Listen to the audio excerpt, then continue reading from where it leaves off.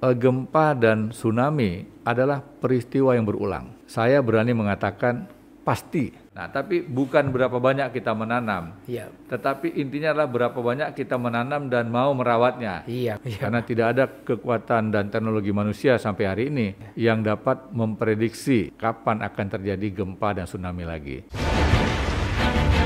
Perkasa mempersembahkan program Think Outside the Box, sebuah podcast yang minim sensasi namun penuh dengan informasi bagi para pemerhati NKRI. Let's go!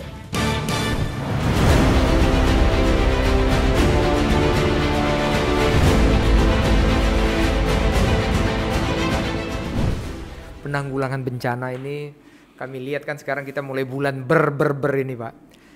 Kami lihat bagaimana Bapak memitigasi masalah bencana-bencana kita ini. Kita di negara kita ini banyak, ada Gunung Merapi, bahkan ada satu yang menarik Pak. Ini tulisan dari pakar-pakar dari universitas terkenal itu Pak, masalah megatrust dan lain sebagainya. Sempat orang khawatir, sempat bertanya-tanya. Tentunya Bapak sebagai ketua BNPB, ada berhubungan dengan BMKG dan lain sebagainya. Apa pendapat Bapak sehingga masyarakat ini tenang? Karena begitu ada gempa sekian, wah ini apakah megatrust? Apakah ini megatrust? Sudah mulai jadi perbincangan Pak, seperti ada kemarin di Jawa Barat gempa, semuanya bertanya-tanya. Menurut Bapak sebagai kepala BNPB yang otoritasnya ada di tangan Bapak, bagaimana pendapat Bapak? Masalah bencana alam. Iya Pak. Ya. Iya. Jadi bencana alam di Indonesia sudah tidak mungkin kita hindari. Iya. Ya, kita termasuk negara yang oleh World Bank dikategorikan sebagai salah satu dari 35 negara dengan risiko ancaman tertinggi di dunia. Di dunia Pak. Ancaman bencana, bencana alam ya. Nah, kami di sini Pak Iskandar itu membagi bencana alam itu menjadi 4 klaster. Iya. Klaster yang pertama itu adalah ancaman dari vulkanologi dan geologi. Ya, geologi itu gempa, kemudian tsunami dan likuifaksi. Kemudian vulkanologi gunung berapi ya, erupsi, meletus ya dan sebagainya. Kemudian klaster kedua adalah ancaman dari hidrometeorologi 1. Itu kekeringan. Ya, jadi kebakaran hutan dan lahan ya. Kemudian hidrometeorologi 2 yaitu banjir ya, La Nina seperti sekarang ini ya. Jadi banjir bandang, tanah longsor, angin puting beliung, abrasi pantai, ya cuaca ekstrim, ya gelombang tinggi. Nah itu masuk hidrometeorologi 2. Kemudian klaster yang ketiga yaitu klaster bencana non alam, ya termasuk man-made disaster. Ya jadi akibat ulah manusia. Antara lain itu adalah land subsidence, yaitu menurunnya permukaan tanah. Ya, di Jakarta, terutama di wilayah utara, itu sudah terlihat permukaan air laut lebih tinggi dari daratan. Betul. Ya. Dan ini karena faktor antara lain karena perilaku mengambil air tanah dengan jumlah yang besar dan tidak memperhitungkan potensi daya dukung alam yang ada. Demikian juga pandemi masuk dalam klaster 4 ini. Nah, kepada kita semua harus menyadari bahwa Indonesia adalah negara yang boleh dikatakan supermarket bencana. Hampir semua jenis bencana ada. Kita punya 500 gunung api Pak Iskandar. Ya, 127 itu aktif. Dan dari sejarah peradaban dunia, sejarah peradaban bangsa-bangsa, 3 kali gunung api meletus itu mempengaruhi perubahan iklim. Yang pertama adalah letusan gunung api Danau Toba, kemudian letusan gunung api Tambora, dan yang terakhir adalah letusan gunung Krakatau, ya, yang terjadi pada tahun 1883, yang korbannya juga mencapai puluhan ribu orang. Kemudian pada beberapa waktu terakhir ada Gunung Agung, Gunung Merapi, ya, Gunung Sinabung di Sumatera Utara, ada beberapa gunung lainnya, ya. Kemudian ancaman geologi, kita punya beberapa jenis ancaman geologi. Yang pertama akibat pergeseran lempeng, Iya. Yaitu kita punya 295 patahan lempeng. Hampir berada di seluruh wilayah kecuali Kalimantan. Iya. Ya, Sumatera, Jawa, Sulawesi, bahkan lebih banyak lagi di Indonesia bagian timur. Iya, betul. Ya, makanya sering sekali terjadi gempa itu. Iya. Kemudian kita punya 3 subduksi. Iya. Pertemuan lempeng yang besar itu Indo-Australia, Eurasia, dan Pasifik. Iya, betul. Nah, yang tadi Pak Iskandar sampaikan itu potensi terjadinya megatrust. Iya, Pak. Dan dilakukan oleh sejumlah pakar, tsunami, pakar gempa dari sejumlah perguruan tinggi, termasuk juga ada 1 orang dari BNPB terlibat, yaitu Dr. Abdul Muhari. Ada di sini sekarang orangnya. Iya, Pak. Nah, dan ini tidak terlepas dari hasil riset yang dibuat oleh Dr. Eko Yulianto dari LIPI beberapa tahun sebelumnya. Dan saya sudah melihat hasil penelitiannya Dr. Eko Yulianto di selatan Banten. Selatan Banten. Jadi ditemukan sejumlah lapisan karang di daratan yang setelah diteliti ternyata lapisan itu memiliki usia yang berbeda. Jadi ada yang ribuan tahun dan ratusan tahun, yang menunjukkan bahwa pernah terjadi gempa pada periode ribuan dan ratusan tahun yang lalu di selatan Banten. Bahkan dari hasil penelitian terakhir ditemukan juga sejumlah bukti terjadi juga bukan hanya di selatan Banten, tetapi hampir di sepanjang pantai selatan Pulau Jawa. Nah, makanya kami juga sempat bertanya pada saat kami berkunjung ke Belanda pada bulan Mei tahun yang lalu, kenapa Belanda tidak membangun bagian selatan Pulau Jawa? Sangat mungkin karena pengaruh alam ini. Kemudian faktor geologi, geologi yang lain yang bisa saya sampaikan di sini adalah gempa dan tsunami adalah peristiwa yang berulang. Iya, betul. Saya berani mengatakan pasti.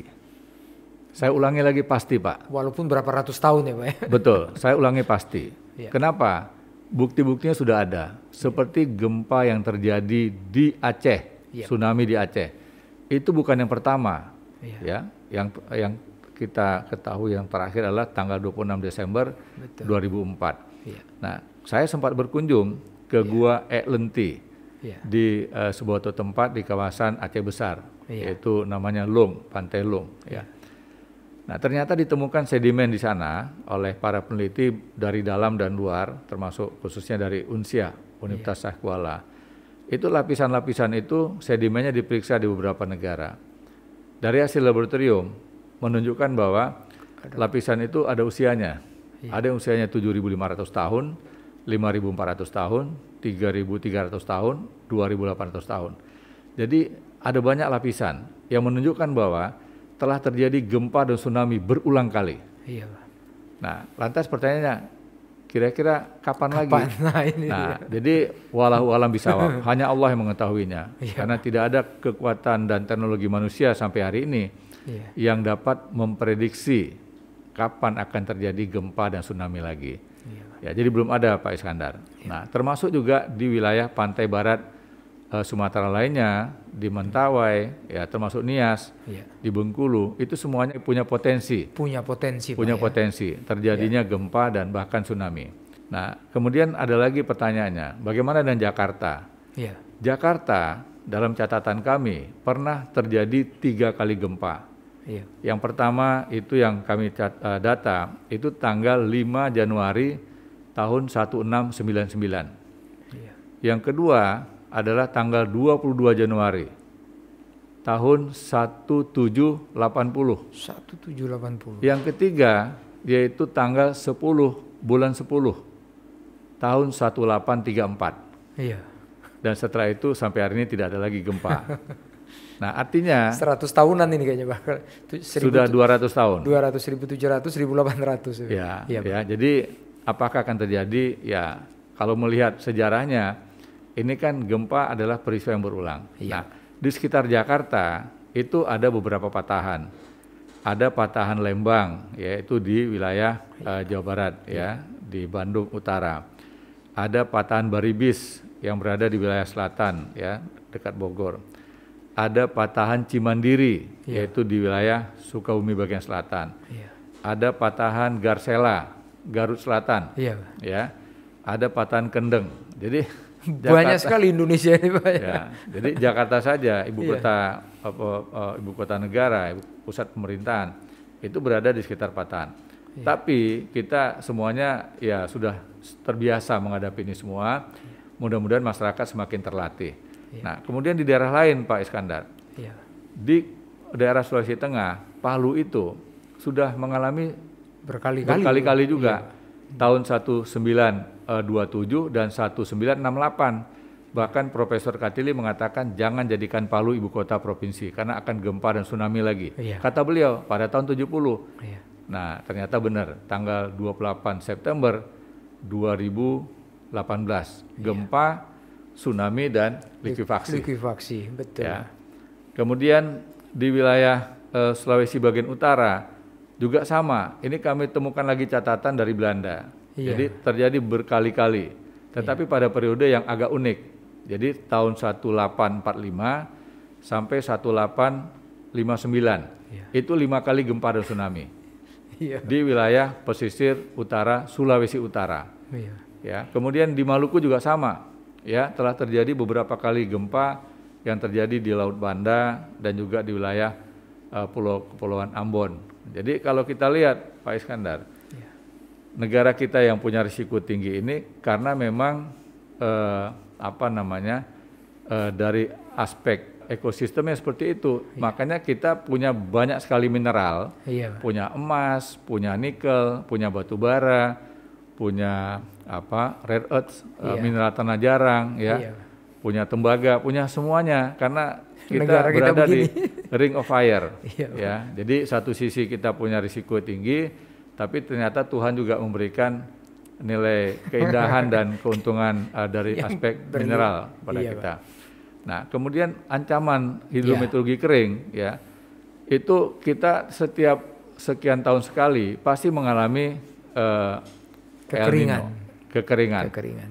Tahun 2015 yang lalu kita telah mengalami kebakaran hutan dan lahan mencapai 2,6 juta hektar. Iya. Dan kerugian ekonomi mencapai sekitar 16,1 miliar US dollar. Jadi bayangkan kalau kita bandingkan dengan kerugian ekonomi karena tsunami di Aceh, itu penilaian World Bank itu sekitar 7 miliar US dollar. Iya. Ya, kerugian ekonomi karena tsunami di Aceh. Nah, sementara kebakaran hutan dan lahan itu mencapai kerugian ekonomi 16,1 miliar US dollar. Ya, tahun kemarin El Nino juga Pak Iskandar. Iya. Jumlah titik api antara 2015 dengan 2019 itu hampir sama. Iya. Jumlah titik apinya. Saya lupa angka-angkanya tapi ada di KLHK. Iya. Nah, tetapi luas lahan yang terbakar itu berbeda. 2,6 juta hektar pada tahun 2015, tahun lalu 1,6 juta hektar. Artinya bisa ditekan. Nah, ini semuanya karena perintah Presiden untuk mengoptimalkan upaya preventif. Sehingga beliau sempat berkunjung beberapa kali ke wilayah-wilayah yang terdampak kebakaran untuk mengingatkan semua pejabat supaya fokus kepada upaya pencegahan. Nah, kemudian La Nina sekarang ini sama, ya, Bapak Presiden memimpin rapat langsung 2 minggu yang lalu mengingatkan hati-hati, apalagi ini menjelang liburan panjang. Dan jadi ada pandemi lagi, Pak. Ada pandemi lagi. Jadi ini harus kita antisipasi benar, jangan sampai kita lengah. Iya, Pak. Ya, oleh karenanya saya selaku Kasatgas bersama dengan Mendagri dan juga dipimpin oleh Menko Polhukam telah mengingatkan kepada seluruh gubernur, bupati, wali kota untuk mengikuti setiap perkembangan cuaca yang disampaikan oleh BMKG. Iya. Kemudian mengambil langkah-langkah mulai dari apel kesiapsiagaan, kemudian mengecek perlengkapan untuk evakuasi banjir, menyiapkan tenda, dapur lapangan, obat-obatan terutama untuk ibu-ibu dan juga balita, terutama yang sedang hamil, ya, ibu-ibu sedang hamil dan juga balita, bayi.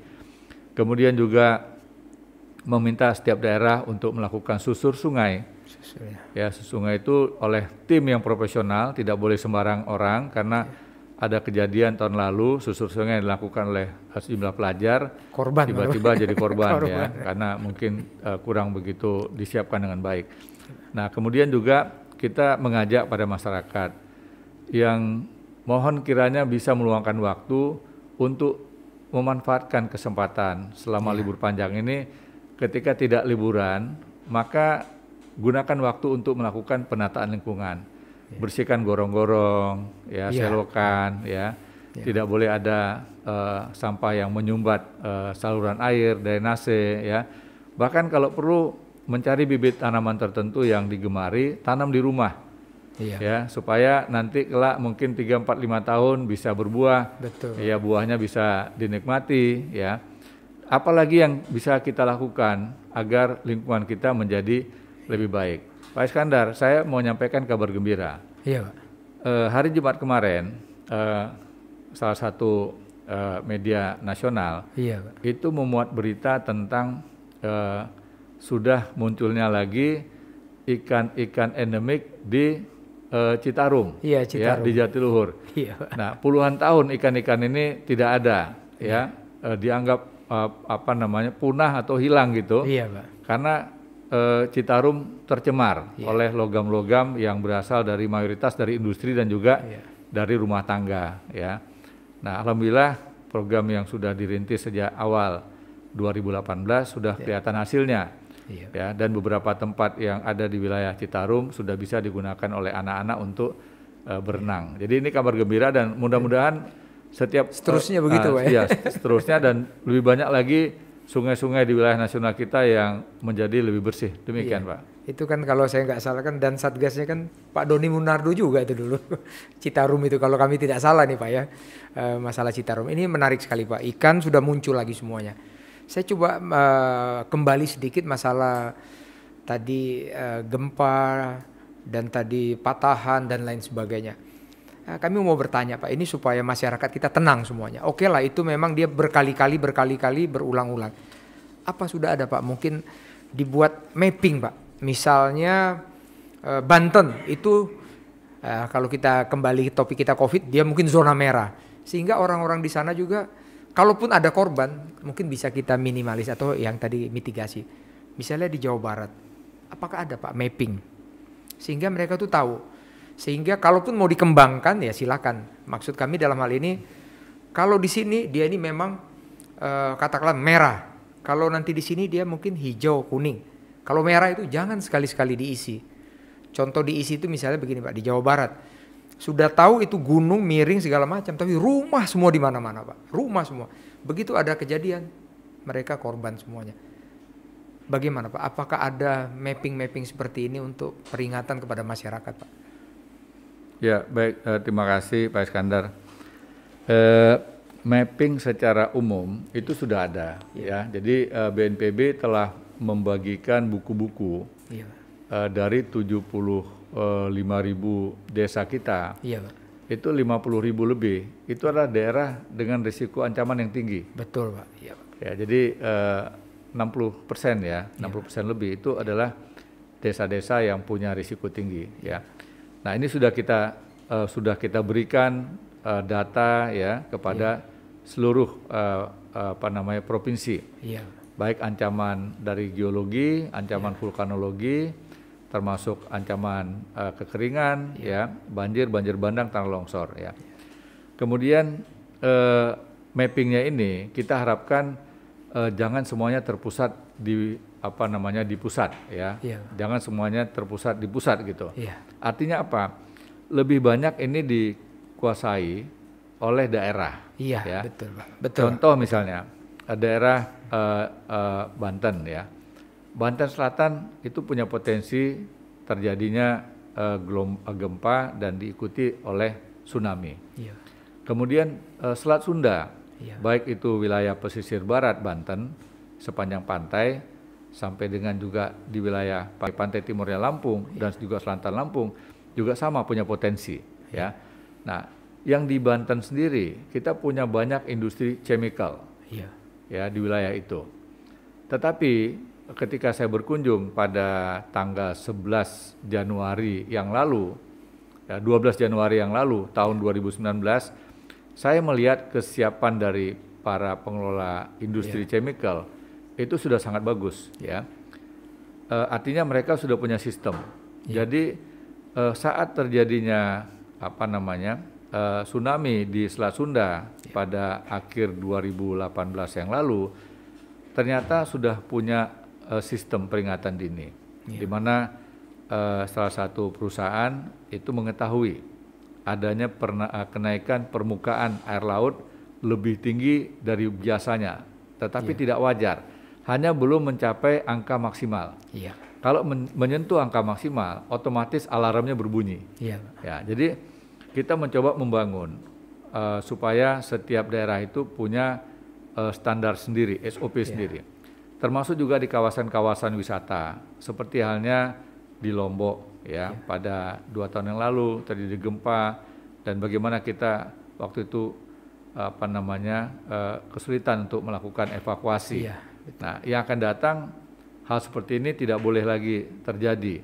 Oleh karena tadi pagi rapat dipimpin oleh Bapak Menko Marves, itu adalah untuk memastikan daerah-daerah tujuan wisata itu bisa lebih siap lagi. Nah, jadi intinya Pak Iskandar, gelar dari risiko atau potensi ancaman, mitigasinya sudah disampaikan harus semua, berbasis lokal, harus berbasis lokal. Jadi daerah-daerah itu harus punya strategi, baik dalam aspek organisasinya, yaitu BPBD-nya, ya kan BNPB nggak punya ini, tidak punya struktur sampai dengan di pemerintah daerah, ya. Jadi yang ada adalah BPBD itu miliknya provinsi dan juga kabupaten kota. Nah, kita harapkan mereka organisasinya bisa terpenuhi 100% sesuai dengan aturan yang sudah ditetapkan oleh Kementerian Dalam Negeri. Kemudian juga kualitas SDM-nya, ya untuk bisa dipenuhi, ya, termasuk juga perlengkapannya, ya. Kemudian yang tidak kalah penting adalah biaya operasional. Betul sekali. Ya, anggaran untuk mereka bisa merencanakan, ya, untuk mengantisipasi dan juga membuat program-program mitigasi supaya lebih siap. Nah, saya juga merasa senang Pak Iskandar, pada tahun lalu bulan Agustus saya berkunjung ke beberapa wilayah. Saya lihat ada suatu kesadaran yang tinggi dari masyarakat di bagian selatan Pulau Jawa, itu menanam dengan jenis vegetasi yang dapat meredam tsunami. Ya. Jadi dari hasil kajian yang dibuat oleh Dr. Abdul Muhari, menunjukkan bahwa vegetasi dengan tinggi di atas 5 meter, ya, itu mampu meredam tsunami. Kalau tsunaminya ketinggiannya sekitar 5 meter juga, itu sampai mencapai 88%. 80, jadi hanya sampai berapa meter saja mungkin dari pantai. Jadi kalau kita sudah tahu wilayah-wilayah daerah-daerah yang punya potensi tsunami tinggi, maka solusinya tidak semata-mata harus membangun infrastruktur buatan, ya, tetapi infrastruktur alam, infrastruktur berbasis vegetasi, dengan jenis tanaman yang sesuai dengan kondisi yang ada di sekitarnya. Contoh misalnya mangrove, ya. Kemudian bisa pohon keras lainnya, misalnya ketapang, ya, waru, kemudian pohon mahoni, kemudian termasuk pohon-pohon seperti sukun yang bisa ditanam di pinggir pantai, pohon pule yang tingginya bisa mencapai puluhan meter. Saya punya bukti bahwa satu batang pule yang saya saksikan di Lantamal, Ambon, betul. Itu mungkin usianya sudah di atas 300 tahun dan itu kokoh sekali. Mungkin itu termasuk pohon yang menjadi saksi terhadap sejumlah peristiwa gempa dan tsunami di wilayah Maluku. Nah, ini kan menarik sekali, Pak. Makanya tadi yang saya coba menyampaikan kan, kita udah tahu negara kita ini begitu kaya raya, tapi tentu ada resikonya juga. Makanya tadi mapping itu. Nah, tentunya ini seperti yang dari Pak Doni Munardo punya pengalaman. Saya ingat sekali dulu Pak Doni suka sekali nyumbang pohon-pohon. Dulu saya kebagian juga nyumbang pohon dari Pak Doni. Saya terima kasih Pak Doni, dapat pohon kita tanam di mana-mana. Nah, mungkin mapping tadi kan yang mana ada tsunami-nya tinggi, mungkin kita tanam semua di sana, bekerja sama dengan pemerintah daerah. Apa mungkin ada Pak kerjasama itu? Itu yang pertama kami tanyakan ke Bapak, dan juga masalah alat peralatan. Bagaimana hubungan dengan tadi Bapak mengatakan tidak mempunyai BPBD di daerah, bukan anggota Pak Doni Munardo. Sehingga bagaimana ini mapping dari Bapak atau dari BMKG bagaimana menyampaikan ke mereka semuanya sehingga mereka juga waspada. Jangan sampai istilahnya itu BNPB atau BPBD ini jadi kayak pemadam kebakaran Pak. Jadi yang pertama pohon-pohon ini alat peralatan bagaimana komunikasinya, apa Bapak bisa seperti jalur komando bisa memerintahkan langsung bagaimana Pak? Baik, terima kasih Pak Iskandar. Yang pertama terkait dengan masalah gelar ya, kesungguhan daerah ya. Saya punya pengalaman membagi-bagi pohon gratis, ya. Tetapi karena tidak dirawat, akhirnya pohonnya itu yang hidup hanya ya mungkin tidak sampai 20%. Ya. Jadi akhirnya saya bilang begini, kita bukan berapa banyak menanam pohon, ya, tetapi adalah tanggung jawab merawat pohon setelah ditanam. Ya. Banyak orang yang semangat hanya ketika menanam pohon, setelah itu tidak merawatnya. Ditinggal aja semua Pak. Ditinggal saja. Nah, tetapi sejumlah daerah yang karena kesadaran masyarakatnya itu mulai dari menyemai sendiri, kemudian membibitkan sendiri, kadang-kadang tanpa biaya dari manapun. Tetapi memang betul-betul didukung oleh rasa kesadaran yang tinggi. Karena mereka tahu bahwa kalau mereka tidak berbuat sesuatu, nanti desa mereka yang di pinggir pantai itu bisa kena tsunami karena mereka sudah tahu, sudah belajar ya bahwa pernah terjadi gempa dan tsunami puluhan tahun yang lalu. Dan mereka juga sudah tahu bahwa itu akan terulang kembali pada periode yang tidak ada yang tahu ya kapan akan terjadi. Nah, jenis tanaman yang mereka tanam itu cemara udang. Jadi di samping mangrove, cemara udang. Kurang ini ya, kurang tinggi mungkin kali dia. Cukup bagus ya, cukup bagus. Nanti di lapisan berikutnya ditanami dengan jenis tanaman yang lebih tinggi lagi seperti sukun kan tinggi. Ya, kemudian pule. Ya, saya punya beberapa jenis pohon yang hidup pada daerah-daerah tertentu itu namanya palaka. Palaka, Pak ya. Palaka ini saya temukan itu termasuk yang terbesar mungkin. Itu dipegang oleh 30 orang dewasa baru bisa keliling itu. Jari-jarinya itu Pak ya, lingkarannya. Pak. Jadi artinya pohon itu sudah sangat tua sekali dan saya sempat tanya kepada staf saya, coba ditanyakan berapa kira-kira usia pohon itu. Nah, salah satu orang tertua di kampung itu mengatakan waktu saya kecil pohonnya sudah sebesar itu, usia 80 tahun. Jadi paling tidak mungkin pohon itu sudah di atas 300 tahun usianya. 300 tahun Pak ya. Nah, jadi kita ini harus punya kemauan untuk mempelajari jenis vegetasi yang kiranya bisa bermanfaat untuk jangka panjang.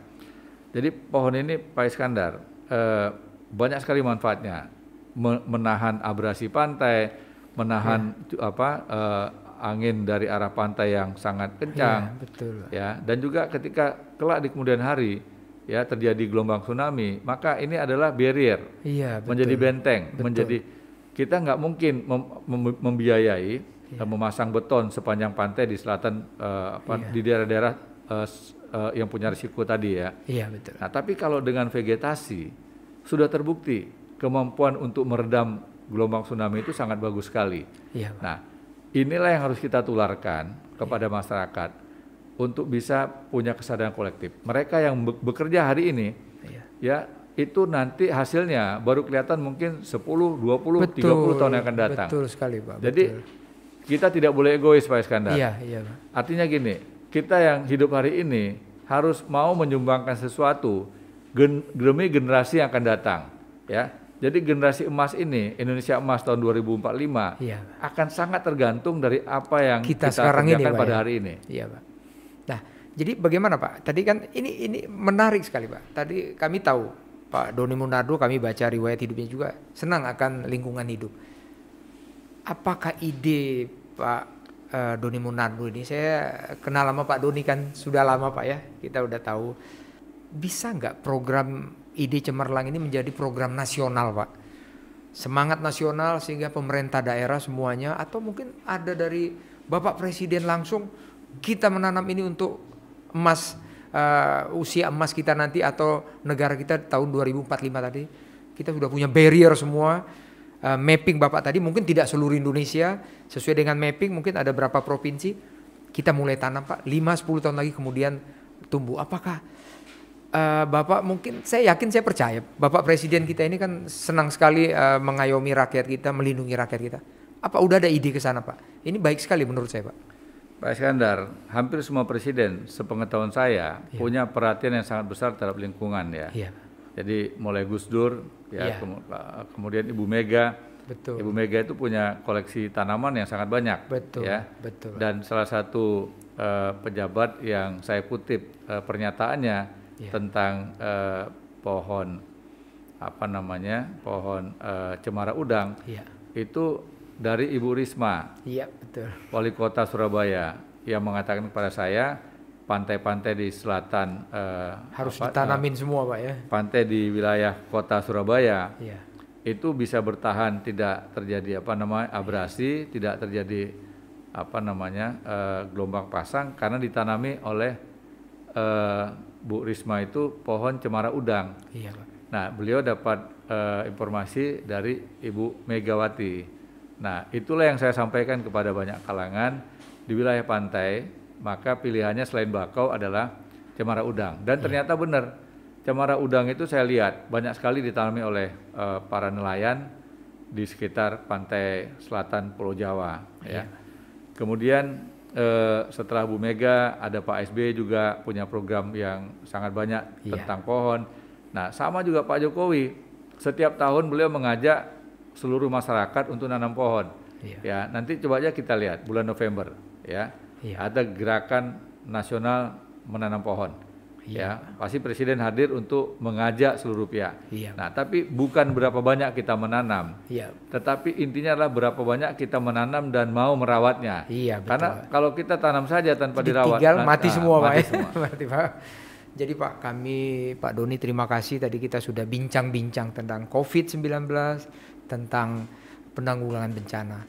Harapan kita semua Pak, mudah-mudahan negara kita ini bisa terbebas dari COVID, negara kita ini bebas dari bencana alam. Kalaupun bencana alam itu memang alam tidak bisa ditantang, tapi kita bisa menghindar atau kita bisa ajak bersahabat dengan pola-pola Bapak tadi.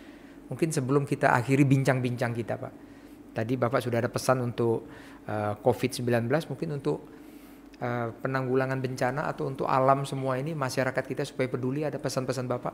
Mungkin seperti tadi, mari kita menanam pohon, ada pesan-pesan kepada pemerhati NKRI di seluruh Indonesia kita Pak. Baik Pak Iskandar, jadi pesan saya pasal 33 Undang-Undang Dasar 1945 yang isinya adalah bumi, air dan semua kekayaan yang ada di dalamnya dikuasai negara untuk kemakmuran masyarakat. Nah, salah satu poin di sini adalah masalah air. Jadi saya mengajak masyarakat untuk menjaga semua sumber-sumber mata air agar kelak tidak berurai air mata. Ya, jadi kita perbanyak menanam pohon, menjaga lingkungan supaya kita bisa melahirkan generasi yang berkualitas, karena masyarakat mendapatkan air minum yang juga berkualitas. Itu saja pesan saya. Terima kasih Bapak Letnan Jenderal TNI Doni Monardo, Kepala BNPB dan juga Satgas COVID-19. Kita sudah bincang-bincang banyak sekali. Kami terima kasih di kesibukan Bapak yang begitu padat masih meluangkan waktu datang ke sini untuk mencerahkan, mengedukasi seluruh masyarakat kita tentang COVID dan bencana yang ada di negara kita. Terima kasih Bapak Doni Monardo. Bagi pemerhati NKRI dimanapun berada, saya Iskandar Sitompul, host dari Things Outside the Box dari Perkasa, mengucapkan terima kasih, dan manakala ada kata-kata kami yang kurang berkenan, salah tutur kata kami minta maaf kepada semuanya. Tugas kami adalah satu, bagaimana negara kita ini bisa tetap ada di muka bumi dan kita tetap sejahtera. Mari kita menjaga negara yang kita cintai. Sekian, sampai ketemu di episode lainnya. Terima kasih, bye.